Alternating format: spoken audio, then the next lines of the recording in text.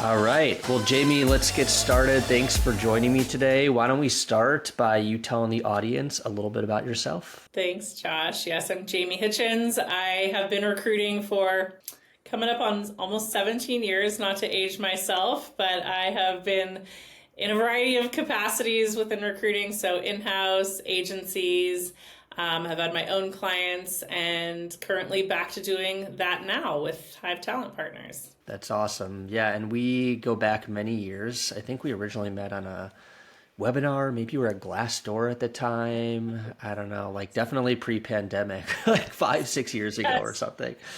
So it's good to reconnect, and it's been great to see you start your own company. And speaking of that, we'll love to learn more about Hive and what you're up to. Yeah, thank you. So started Hive Talent in October, was looking to get back to my own clients. I had been in-house at a tech company as the head of talent, which was great, but was really craving doing my own thing again. And just seeing the market change so much between pandemic, post-pandemic, all the layoffs within tech. I was ready to approach it in a different way and kind of meet the market where it is now, which is very different than 2 years ago, 5 years ago, 10 years ago. And so I started Hive to serve clients in a variety of industries, but on more of a fractional model instead of the typical contingency agency model. Personally, I was finding and hearing from other people and clients that was a bit more of an outdated model and not really what people were looking for anymore. So I felt that, I see a lot of CMOs and CTOs going fractional, and I thought, why can't we do that with recruiting? And I've found that it's worked very well. We've had a really fast ramp up time, and it's been really fun and a wild ride. And we've got a team at Hive, and we're supporting a variety of industries, which is really fun. Historically, I've been pretty tech focused, but I'm learning a lot about all sorts of different industries, which is great. That's great. So you've already got a team. How many people are with you? Yeah, right now I have 3 recruiters working with me. I've worked with 2 in the past, and so it was fun to bring them back, get the gang back together, and we're rocking and rolling. And the way that I match the recruiters with the clients is really based on their expertise, whether it's one of my recruiters, she has a really big sales recruiting background, so I typically match her with those kinds of roles. Another person has a big finance recruiting background, match him with those. And also industries, if they've done something within a specific space, try to match those up because they can talk the talk. Got it. And when you work with your clients, are you plugging into whatever systems they're already using, or how does that process work? As often as we can. Sometimes they do have an ATS and Slack and all that. Sometimes they are working off Google Sheets, and we can meet them there too. So as integrated as we can be with them, we try to be, but we can also be real scrappy and wing it and try to put some kind of a process in place for them without maybe all the bells and whistles that they may not have yet. Yeah. And that's a question I had is, like, generally you come in, like you said, you match a recruiter with a client, but what are the objectives? Is it, they just need more recruiting bandwidth, so they tap you guys in, or is it that plus we need process optimization? We have a lot of challenges that we're dealing with, and in that respect, it's more of an advisory type of role. Exactly. It can be all of the above. Often the companies that are coming to us are people that typically CEO founders that don't have an in-house recruiting function. They've been doing a lot of the recruiting themselves. They don't have the bandwidth. It's exhausting. It's a full-time job. So they're looking for somebody like Hive to come in and help support them, whether they have one immediate role or maybe a couple roles in the next quarter. Typically they're not ready to quite bring on an in-house recruiter because their volume of hiring is not that high yet.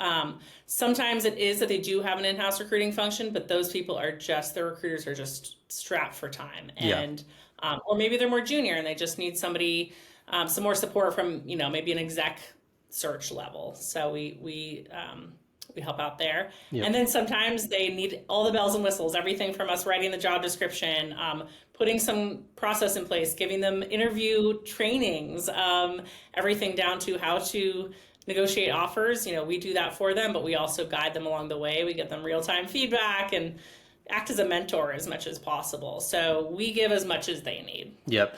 That makes a lot of sense. And I think to your point, that's where it kind of differentiates against the traditional recruiting model, which is more of a bandwidth play or go out and help us find these people. And that's kind of it. But it seems like you guys are taking a much more holistic approach, which is great. Would you say a lot of your clients are in this like transitional phase where, like you said, they don't maybe need, a dedicated in-house talent function yet, but hiring starting to become consistent and you're somewhat of that bridge between those two periods? Exactly. Sometimes typically what I say is if you're not going to hire any more than maybe 10 people in a year, you're probably not ready for an in-house recruiting function. After that, it probably makes sense. So generally they're in their growth stage of their company. So they are thinking, okay, I need to get these key players in place, their first head of marketing, first head of sales, whatever it is. And then we help kind of build a team under that person or those people. And then from there, depending on their revenue and their growth, they're ready to hire a recruiter from there. And we can help facilitate that. And I have a great network and I want all my recruiter friends to be employed right now. So I will gladly make introductions to those people as well to get them in place to take over. Yeah, that's great. It almost seems like in some ways, when you guys do a really good job, your clients actually get to a point where like they're ready to now start doing that in-house. It's almost like you graduate them, which is really interesting. And I'm sure it's really good for you because it allows you to be very focused on the types of clients that you serve, knowing that, that might be the case down the line. Exactly. Yeah. And generally, I know you mentioned like some dynamics of these organizations, but is there like a typical company size you guys are working with? Great question. It has varied. I would say the typical is one from like the CEO founder to one to let's say 20 is pretty standard. We do work with larger companies too that just need more recruiting support. But I'd say definitely more of those smaller companies who are in that growth phase that are going to probably really blow up over the next year. Yep. So with those types of companies, like right now, I mean, what's top of mind for them? What are the big challenges that they're facing?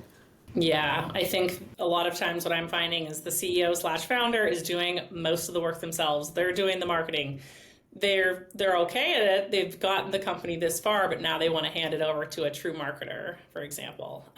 So, the pain point of as a founder, you want to do everything as long as you can until you bring on resources. I have found, including for myself, it is better to bring on the resources earlier on so you don't burn out, so you can really rely on experts to take on, the heavy lifting of the things that whether you don't want to do them or you're not the expert in them, and so you can hand those off. And then I think just time. Time is so precious. These people are spending so much time recruiting themselves, trying to, post jobs, get through resumes, reach out to people on LinkedIn, and there's not really a set recruiting strategy because that's not their expertise. So we come in, we take out all off their plate, all the things that just is taking so much of their time, things they don't really want to be spending their time on, and we're only giving them the best candidates to talk to. So it actually ends up being a really quick process. We placed 2 directors within 3 weeks. These clients are thrilled. They just can get on with their day, but also get on with growing their business much quicker. Yep. Yeah, that makes a lot of sense. When you engage a client, how do you determine where you need to start with that client? What needs to be built out first or done first? Yeah, we have, so in an initial call, I just like to learn about the company, make sure that it's something I feel that we could support and it's a good match. And then when we decide that it is, we do a more formal kickoff intake call where we are truly getting into the business, the history, the goals, the revenue goals, current team, pain points of hiring, all of those things, do they have a job description? Do they need one? Let's still look at it and probably, optimize it. Do you have an ATS? Okay, let's see how we're going to run this process. Is it through, a candidate tracker that we're creating? Do you have Slack? Can we invite you to our Slack? It's kind of just trying to make everything as streamlined and seamless as possible. I'd say usually it's more of the former, where they don't have all the tools, and so we try to integrate them into ours to make it easy for them. And sometimes they do have the tools and they're thrilled that we want to be in the tools. We want to be in Greenhouse. We want to get candidates in through that way. We want to, push them through the process and have your team assigned to the scorecards and all that. It just keeps it easy. So we try to act as much as possible as an embedded in-house recruiter without actually being on their payroll. Got it. So when you're talking to candidates, are you essentially acting as if you're part of the company? We're open in that we are from Hive Talent, but that we're representing the business. And nobody's balked at that yet. I know agency recruiters can get a bad rep, but we, I think we're very open and transparent about it. We also have done such due diligence and such research around the company and the client. We know them so well by the time we're talking to candidates. So we're not like, we think this is the role. I don't know if that's what they do. Or, we really have all the answers, so they don't feel like we're just throwing spaghetti at the wall and seeing what sticks when we reach out to candidates. We really know the clients. We know their personality at this point. We know exactly the kind of personality that would fit into the business as well, and the skills that are at top of mind for the client. Yeah, it makes a lot of sense. How are you navigating, so with these smaller clients, let's say a 20-person company, the odds are pretty low that candidates know much about them, right? Unless for whatever reason they're following the company. So how do you navigate that when you're going out to recruit for a relatively unknown company? And I don't mean that in a bad way. It's just that it just is what it is with a small company, right? How do you make the impression on the candidate that this is a company that I should really engage with and, see this process through when it's so easy for people to apply to a gazillion jobs nowadays. So inevitably they're getting, a bunch of responses back. And so ultimately candidates have to pick and choose where they spend their time. So when you're a relatively unknown brand, what are some things that you can do to encourage them to continue to opt in to the rest of your process? Yeah, absolutely. For us, I think it really starts with very targeted outreach messaging and really selling the opportunity. When it's not a brand name, not a recognized business. So that's what we learned from the client early on. What are the selling points, between the business, where it's gone, where it's going, who are you serving, what are your goals, and what are the opportunities within this role? Are they going to have a ton of autonomy? Are they going to run a team? Are they going to be able to build things from scratch? That's not for everybody, Usually at these size companies, you're really coming in and it's kind of just you, and you're scrappy and you're hands-on, even at the leadership level. That doesn't appeal to everybody, but also we understand we're not going to go after the FANG company, people for those roles typically, because that's just not going to translate as well. So we like to do as much of a deep dive into the right profiles on LinkedIn as we can to really understand, would this type of role be of interest, but also then in our targeted outreach messaging to them, highlighting the selling points, and just offering an exploratory chat. It doesn't have to be a formalized thing. We can figure out in 5 minutes if it's of interest or not, but try to give them as much information up front so they're not having to do the digging themselves, their own research. We will link the Glassdoor reviews. We'll, obviously the website, the profile of, the employees there, and, any press there's ever been or anything like that, and just really try to sell them, but in a realistic way too. Yeah. And how are you dialing into what the profile of that candidate looks like when it's such a young company? There's not a lot of historical track record on, okay, we hire this person for this role, and this is what a successful person will look like in that role, just because there's not the history. So how do you dial into that with the founders or whoever else you're working on within the business? Yes, great question. So typically, right after we do the intake meeting, where we're really honing in on all the ideal things that will come within a profile of a candidate, right after we're sending them usually a handful of calibration candidates, just to ensure we're on the right track. So the client gives us feedback, very detailed feedback, I like this, I don't like this, it would be better if they had this. So we are on the same page. We also give feedback like, I know you want this, you're probably not going to get it, not at this stage of your company. Or it's going to cost you this much or whatever. So it's kind of a little bit of a back and forth dialogue up front of what is realistic and what they want and what we can get them, so that we're all on the same page and they're not expecting something that we don't believe we can actually deliver. Yep.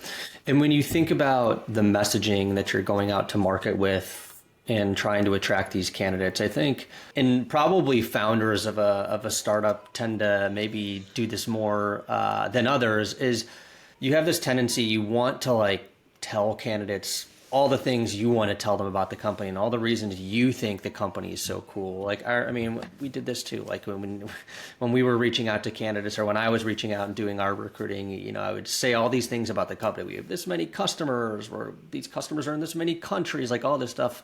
At the end of the day, it's like, they can't, I mean, they care, but like that's not really why they're going to engage with you in the hiring process. And so exactly. I think like founders have the tendency to do that because it's like, it's their baby, it's their company. They're really proud of their accomplishments, and they should be. And those things should certainly be highlighted at a certain point. But how do you distinguish when you're working with clients, like, okay, these are the things about your company, but these are the things that candidates really care about, and how do we lean into, you know, who are the right fit for from a candidate's perspective? Exactly. I think it's, again, going back to being as upfront in that outreach messaging as possible. I have one client right now where in my outreach, I tell candidates, look, you're not going to have a marketing budget. Are you comfortable with that? Have you dealt with that? How can you be creative coming into a small startup and really drive some, you know, quick ROI without having many dollars behind it? Yep. You know, I have an accounting client who, our big selling point is during busy tax season, nobody works more than 50 hours a week. They just won't let their employees work that. That is kind of unheard of, especially if people are coming from Big Four. That's what they want to hear. They're so burnt out, you know, they want to come to a place that really values work-life balance. Yes, they're still going to be challenged in their role, but they are appreciated as humans. They are encouraged to take time off. They're not encouraged to work 70, 90 hours a week during busy season. So it's things like that. I think there's specific levers, especially within specific industries, that are going to be interesting to some people more than others. Yeah, and the accountant example is great because like nobody else other than an accountant that's worked during a busy tax season would really understand what that means. But it sounds like you've really dialed into who are the types of people that you're trying to attract and what's important to them. And I think, you know, that leads me to another question. You just mentioned a couple different types of companies, an accounting firm being one of them. You're recruiting for all these different types of companies and therefore all these different types of roles. And I'm sure there's people that are listening that are in a talent acquisition seat in-house somewhere that are recruiting for a wide variety of roles as well. How do you really like get yourself in the right mindset and gather the knowledge you need and everything you need really to run a successful hiring process? Because like the mind shift and the switching between role to role can be really daunting.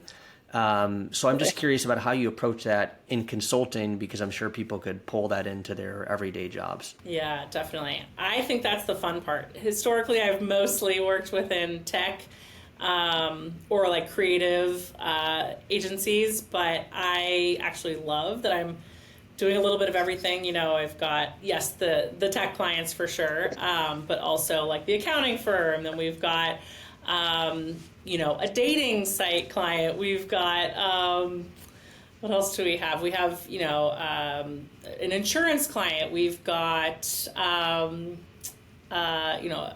real estate client. So I think it actually makes it super fun, and it helps me differentiate, because sometimes when you have, say, multiple tech clients, you're like, oh my God, which one am I talking about right now? You know, like it kind of overlap in your head.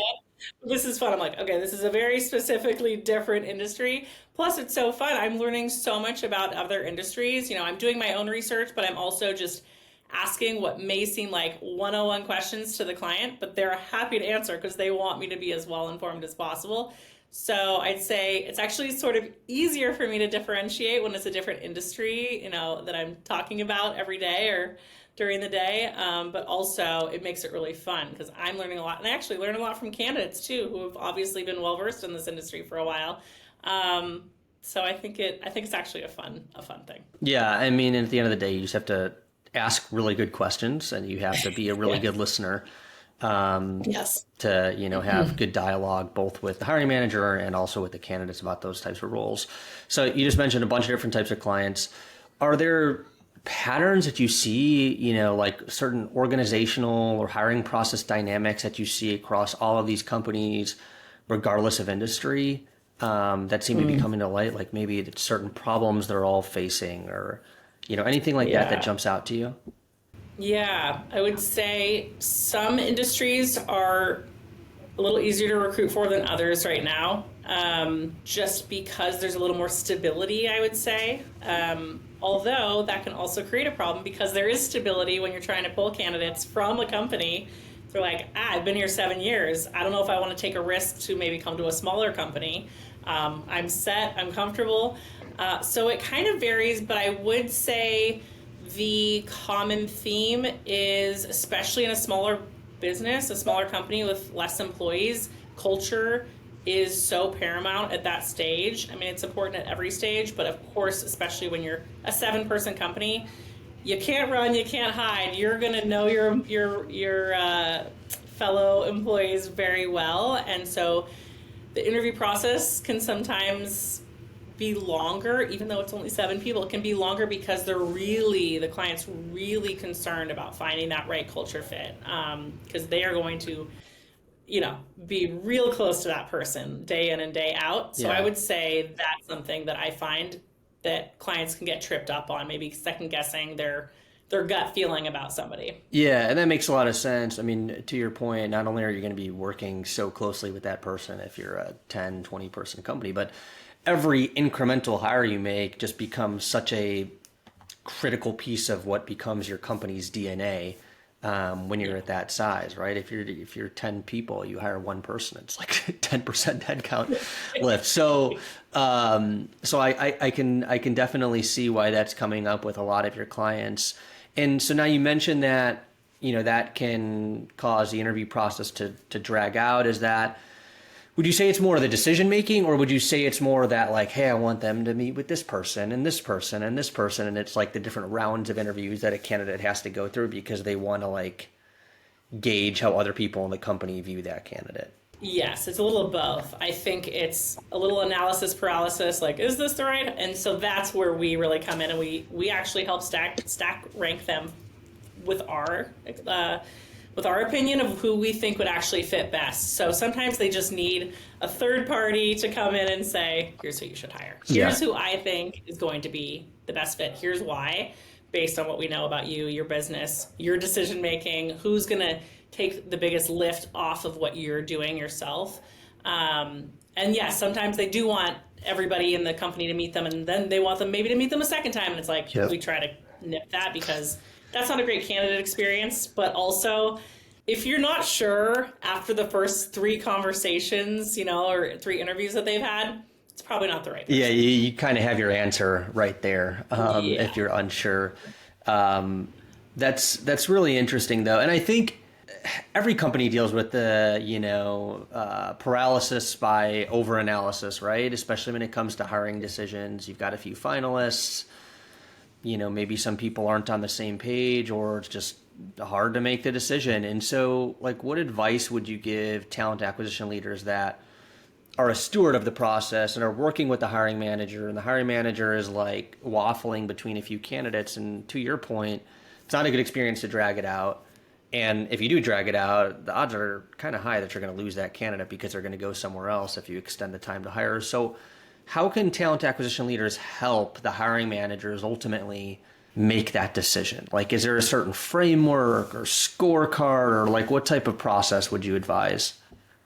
Yeah, well, in the intake call, we like to understand what they think they want the interview process to look like. And then we make suggestions because we want to have it pretty set from the get-go.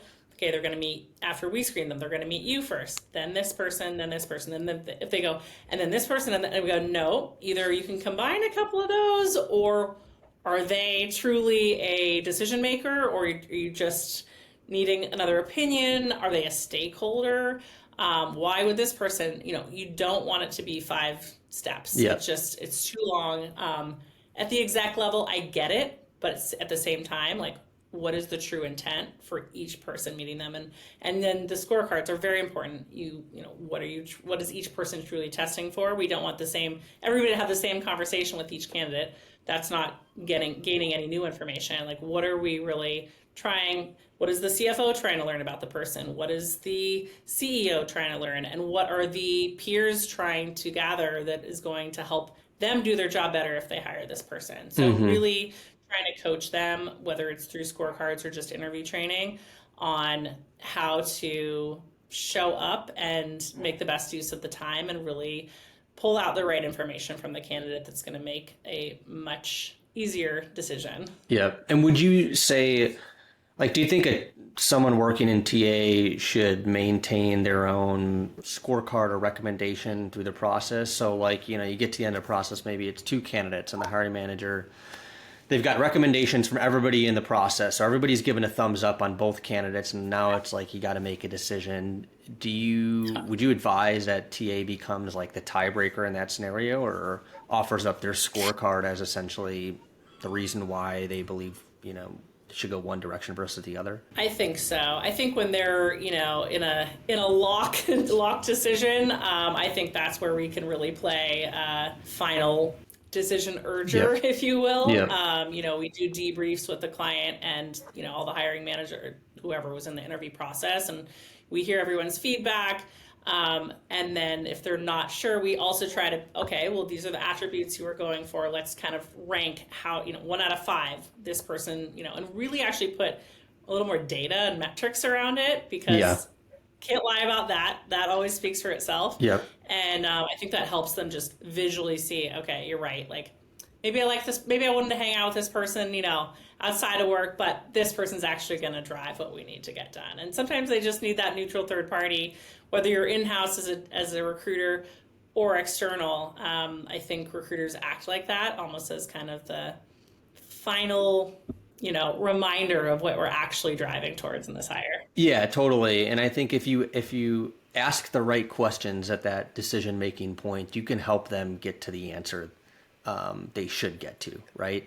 If you circle back to the things you discussed earlier in the hiring process, and you go back to what is most important and how do these candidates stack up against what's most important versus how they stack up against all of the scorecards combined, and getting people to walk back through that, can probably lead them to a decision. And I think also, like, at the end of the day, when we're human, so when we're interviewing people and we're filling out scorecards and we're doing things at different times of the day or a different week, depending on what's going on, like, we can be skewed depending on like what's going on around us. And so I think walking back through that with a fresh set of eyes, and talking through, the interview experience about, whether it's you're deciding between 2 candidates, I think can be really powerful exercise to ultimately gain clarity on the decision that you need to make. Absolutely. I agree. Yeah. And then, so tell me about your interaction with, like, I know obviously you're working with CEOs at a small company when they were handling all the hiring. But you also just talked about how in some companies, they want several people, several stakeholders involved in the hiring process. What is your interaction like with all of the different hiring managers? Are you guys collaborating with all of them, or is there a single point person? How does that work? We try to just have 1 to 2 single point people. Otherwise, there's too many cooks in the kitchen, too many opinions, For sure. Too many competing priorities.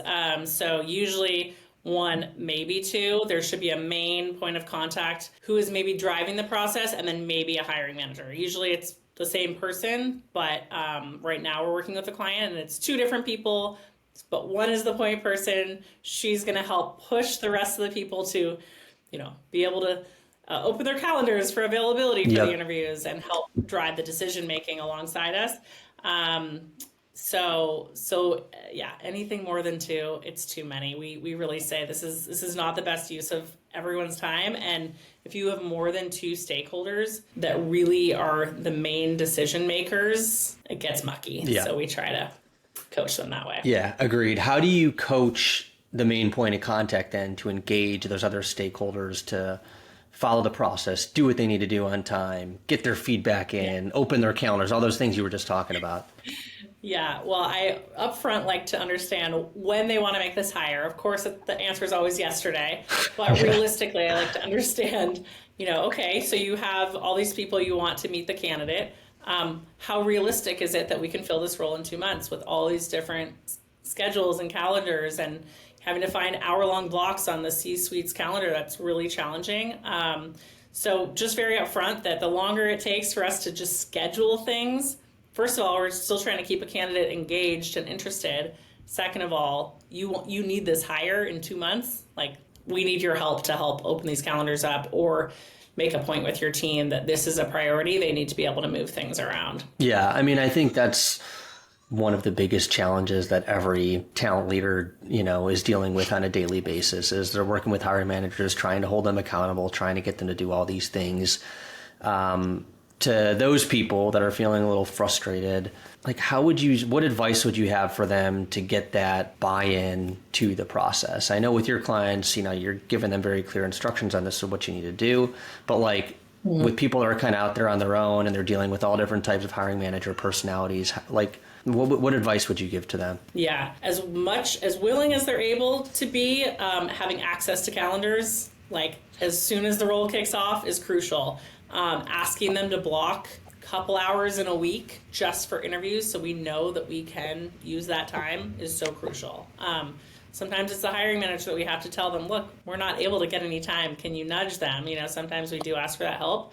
And it's the hiring manager's priority, so they're usually more than willing to help maybe nudge that person to do so. Calendly or any similar tool is also so great. I love when a hiring manager and their team each has one. Then the candidate can even schedule it themselves. Then it's not all the back and forth. That's just so seamless. So as much either automation, whether it's through a Calendly-like tool, or as much as we can get access to people's calendars and ask them to block specific chunks off each week, that's always been my best bet. Yep, makes sense. Now, you, like I mentioned in the beginning of the call, we met when you were at Glassdoor. You were there, I think, for a few years. 4 years, yeah. Yeah, so obviously, you know the importance of employer branding and candidate experience. So when you onboard a new client and perhaps you see they don't really have an employer brand or their candidate experience is out of whack, like, is that a place you would start before you even start to recruit? Or how do you figure out like what the needs are there and what are some simple things we can do to really get the ball rolling in the right direction? So you're not just going out to market and it's like there's nothing to share. Crickets. Yeah, exactly. That is often the case, I will say. I recently had a client, awesome guy. He is purchasing a company. And so I was going to help, or I am helping him hire for a CTO, but the company is not well known at all that he's purchasing. That is why he's purchasing it, to help make it very well known and drive an insane amount of growth over the next 3 years. But coming in, there's nothing. So what we have focused on is actually his background. He recently sold another business. He's a super amazing entrepreneur. Talking about his vision, his successes is really where I've started. People, read about him. I share links, I share his profile, I share as much information as I can about him and kind of sell him as the draw, because also it's really going to be him and this other person only in the beginning. So it's really selling kind of the kind of person and visionary he is. And then from there, there will be more as the business grows. But yeah, coming out of the gate, it's like, I got to sell the CEO, the founder, and what he has done in the past and what he's planning to do here. And he's also just a great guy, so it's really easy for me to sell him as a person and personality. And people love hearing that too, especially when it's going to be just them and this person. They want to know it's a good person to work with, but also somebody that's maybe not their first rodeo. They've actually done this before. They know what they're doing, and they've done it successfully. Yeah, look, and I think the message there is you got to work with what you got, right? In that scenario, like there is nothing, related to the company. So, you got to get creative and think, how are we going to position this in the right way? And so I think that's a lesson for everybody out there in the sense that, on the surface, it might not seem like there is any content or, hey, we need to work with marketing on this. And like, it just seems like you won't be able to get anything rolling. But I think if most people take a step back, they'll realize there are things they can control. There are things that they can do right now, even if it's scrappy and even if it's not perfect. The point is that you've at least got something that you're leaning into. Otherwise, like, what are you saying, right? What are you saying when you're going out and speaking to candidates? So you've got to find something to hang on to. And I think the point there is there's probably more than you think. You just have to be strategic about it. And, you know, what you lean into today doesn't necessarily have to be what you lean into tomorrow, but at least you're not stagnant and waiting on other people or other departments to get something done for you. Exactly. And I was just going to say one more thing. With a company or example like that, you know, I think the right person is going to actually be excited that there isn't a ton to go off of yet because they get to help drive that. So that's, you know, a blank slate for you know, a new hire, a leadership level hire is like, ooh, what can we make this? How can we get this out to market? How can we get the brand recognition and how can I be part of that? That's exciting to a lot of people too. Yeah, absolutely. And that goes back to like the profile of the person that you're trying to attract to the organization and who you're a right fit for versus who's a right fit for us. And I think if you approach it that way, like your messaging can become a lot more clear. And then you're getting the people that are excited about maybe what you would have perceived as like a weakness. Somebody else perceives that as an opportunity. And so, you know, again, I think focusing more so on who are we a fit for? Who is our company for? And then trying to attract those people versus trying to figure out like, you know, who like we want to bring in, right? And that's where companies like you said earlier, like they might say, oh, let's go get like a FANG engineer. It's like you're not right for that type of person at this stage in your at stage in your company's journey. And so it's really figuring out who you are, who you're for, and then attracting those people. Now, you know, I guess like I mentioned at the top of the call, you know, we haven't been connected for a few years, so a lot of things have changed over the last few years. I'm curious from your perspective, like what's changed in the hiring market? You know, you're now seeing a lot of different clients, but you also were working in-house before you started your business. So you've kind of seen it from both sides. What are some of the biggest changes that you've seen in the market? Yeah. Oh boy, a lot. I know AI is top of mind for a lot of people. I think that's obviously a very interesting topic. My personal belief, even when the idea of AI taking over jobs 6 years ago, is to an extent the human experience and connection within recruiting is still incredibly valuable. You know, if I'm going to look for a new job, I don't want to be necessarily just talking to a bot, you know, trying to get me interested in something. I think AI, as far as automation goes and streamlining, that's wonderful. It'll be very interesting to see where AI goes within this space, but I think a lot of recruiters are worried about it taking over their careers, and I plan to have this career for the rest of my career, so I don't plan on it taking me over. Hopefully that doesn't happen. But I think just a lot more automation in general has been amazing to watch over the last few years. Different tools at my last company, we brought on new tools that really solved problems that if we had these, you know, in the beginning of my career, like, oh my gosh, what we could have done with it. But now we have it and it's like, thank you. Somebody created this. They heard what the recruiters needed and the hiring managers wanted. And it used to be a lot of like tools that would just do this or just do this. Now a lot of them are combined, whether it's, you know, an outreach tool where you can do, you know, email drip campaigns plus a sourcing tool with an ATS combined, like all these different things. You know, that's so valuable. Recruiters have to go, we do so many things. Yeah, yes, we recruit, we look at resumes, we have phone screens, but we do all these other very interesting little things during the day that are so time consuming. So anything to streamline that is just the best. Every recruiter loves that. So I'd say anything automation, streamlining wise, just allows for scale and just a better candidate experience, a better hiring experience for everybody. Yeah. So that's something I'd love to see, is just experimenting with these different tools over the last couple of years. Yeah, that's great. And I've definitely heard the same, you know, I mean, obviously we're a vendor in the HR tech space, but that's been a big thing. I would say like over the last 5 to 10 years, you just saw this explosion of tools. I would say mostly led by this proliferation of like ATS is building these huge marketplaces. And it's like, let's integrate with all 400 providers in all these different categories. And so everybody was able to carve out a business to hook onto these marketplaces and serve a certain need. And I think that was great, for freedom of choice, and great for competition in the HR tech space. It makes all the products better when there's companies competing. But I think now what we're seeing is this big desire to consolidate tools. And I think, for one reason, obviously every company is trying to be more efficient and do more with less. That's a given in today's market.